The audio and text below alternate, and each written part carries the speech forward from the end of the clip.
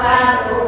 Perkenalkan, kami dari kelompok 4 ingin mempresentasikan hasil dari diskusi kami yang berjudul konsep pengakuan dan pengukuran pendapatan untuk memenuhi tugas dari Ibu Eliza dengan mata kuliah teori akuntansi. Baik, perkenalkan, nama saya Itu Syarani sebagai moderator dan pemateri pertama.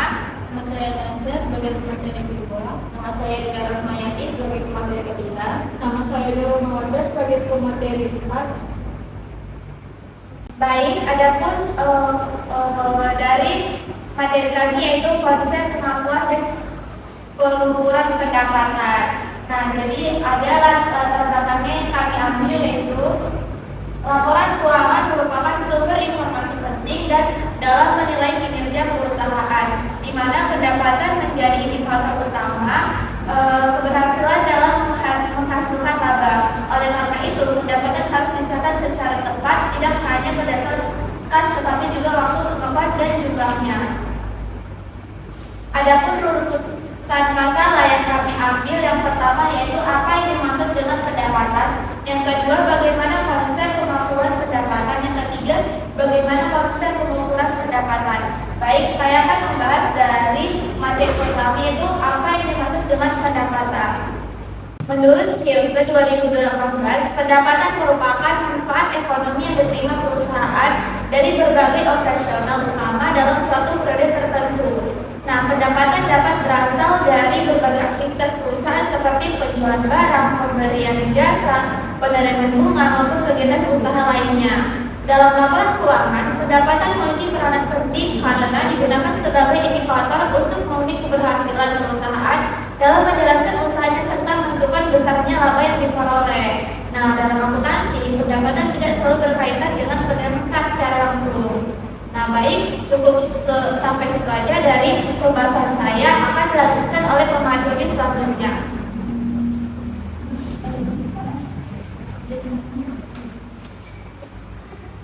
Baik, yang materi kedua yaitu ada konsep pengakuan pendapatan. Pengakuan pendapatan adalah proses menentukan kapan suatu pendapatan dicatat atau dilapor dalam keuangan. Konsep ini memiliki peranan yang sangat penting dalam akuntansi karena secara langsung mempengaruhi penyajian laba perusahaan. Menurut Donald E. Yeso 2018, pengakuan pendapatan merupakan proses pencatatan pendapatan pada perusahaan telah memiliki hak pendapatan tersebut. Dalam praktiknya, pendapatan tidak selalu diakui ketika kas diterima, tetapi dapat dicatat saat barang atau jasa telah diserahkan kepada pelanggan dan kewajiban perusahaan telah terpenuhi. Pada umumnya, konsep pengakuan pendapatan menggunakan dasar akrual basis. Dalam metode ini, pendapatan diakui ketika sudah diperoleh meskipun kas belum diterima. Sebagai contoh, penjualan kredit, pendapatan tetap dicatat saat barang diserahkan kepada pelanggan, bukan saat pembayaran diterima. Baik, saya akan melanjutkan materinya yaitu dasar pengakuan pendapatan. Terdapat dua dasar utama dalam pengakuan pendapatan, yaitu yang pertama dasar akrual atau akrual basis. Basis akrual merupakan dasar pengakuan pendapatan yang mengakui pendapatan ketika hak atas pendapatan tersebut telah diperoleh, meskipun kas belum diterima.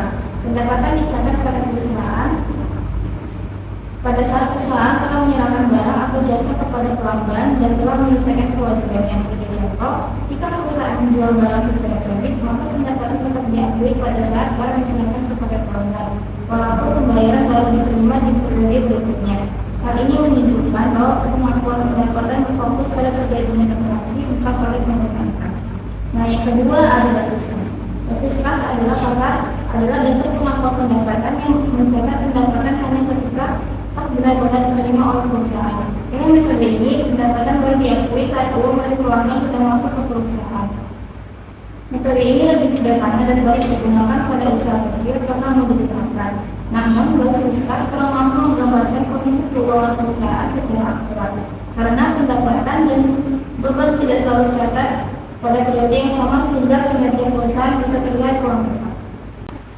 Pengakuan pendapatan berdasarkan PSAK versi 2. Menurut Ikatan Akuntan Indonesia dalam PSAK nomor 72 tentang pendapatan dari kontrak dengan pelanggan, pengakuan pendapatan adalah proses pencatatan pendapatan ketika perusahaan telah memenuhi kewajibannya dalam menyerahkan barang atau jasa dasar pada pelanggan. S172 bertujuan untuk memberikan pedoman agar perusahaan dapat mengakui pendapatan secara tepat, konsisten, dan sesuai dengan kondisi ekonomi yang sebenarnya. Dalam PSA nomor 72, pendapatan diakui ketika pengendalian kontrol atas barang atau jasa telah berpindah kepada pelanggan. Artinya pelanggan sudah memperoleh manfaat dari hak atas barang atau jasa tersebut. Pendapatan tidak selalu diakui saat diterima, tetapi diakui ketika kewajiban perusahaan kepada pelanggan telah dipenuhi. PSAK nomor 7 menggunakan 5 langkah utama dan pengatur pendapatan, yaitu 1. Mengidentifikasi kontrak dengan pelanggan, 2. Mengidentifikasi kewajiban pelaksanaan, 3. Menentukan harga transaksi, 4. Mengalokasikan harga transaksi, 5. Mengakui pendapatan ketika kewajiban pelaksanaan dipenuhi. Titik 3. Konsep pengukuran pendapatan. Pengukuran pendapatan yang paling tepat dilakukan menggunakan nilai ukur barang atau jasa, yaitu berupa kas atau nilai sekarang, present value, dari piutang yang diperkirakan akan diterima dari transaksi pendapatan. Dalam praktiknya, nilai tersebut biasanya didasarkan pada harga yang telah disepakati dengan pelanggan. Namun, apabila penerimaan kas terjadi di masa mendatang, maka perlu dilakukan penyesuaian hidup terhadap nilai pendapatan tersebut. Dalam pengakuan pendapatan terdapat kriteria measurability, yaitu pendapatan harus dapat diukur secara wajar agar laporan keuangan tidak menunjukkan pendapatan yang terlalu tinggi maupun terlalu rendah.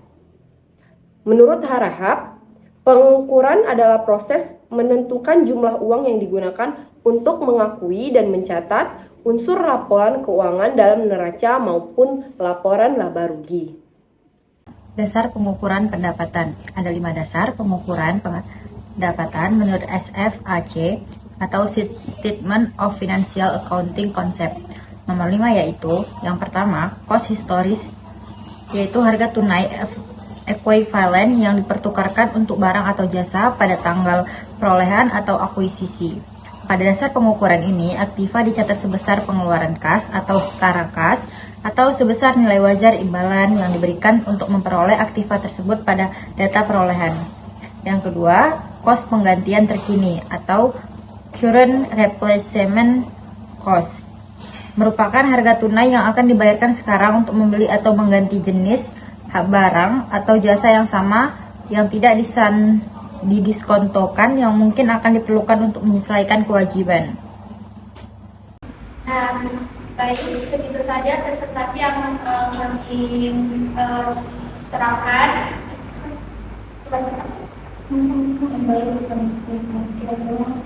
Baik, itu saja presentasi dari kelompok kami. Adapun kesimpulan yang kami ambil dari materi kami yaitu pendapatan adalah indikator utama kinerja perusahaan, sehingga pengakuan atau kapan dicatat dan pengukuran berapa nilainya harus dilakukan sesuai standar akuntansi. Pengakuan umumnya menggunakan basis akrual dan mengikuti PSAK 72, sedangkan pengukuran berdasarkan pada nilai yang wajar. Penerapan yang tepat menghasilkan laporan keuangan yang akurat dan berguna. Nah, ada saran, yaitu perusahaan harus konsisten mengikuti PSAK 72 agar laporan keuangan akurat dan terpercaya. Dan mahasiswa juga perlu memahami konsep dengan baik untuk mendukung analisis laporan keuangan. Nah, cukup sekian dari presentasi kelompok kami. Adapun kesalahan kata, tindakan kami mohon maaf.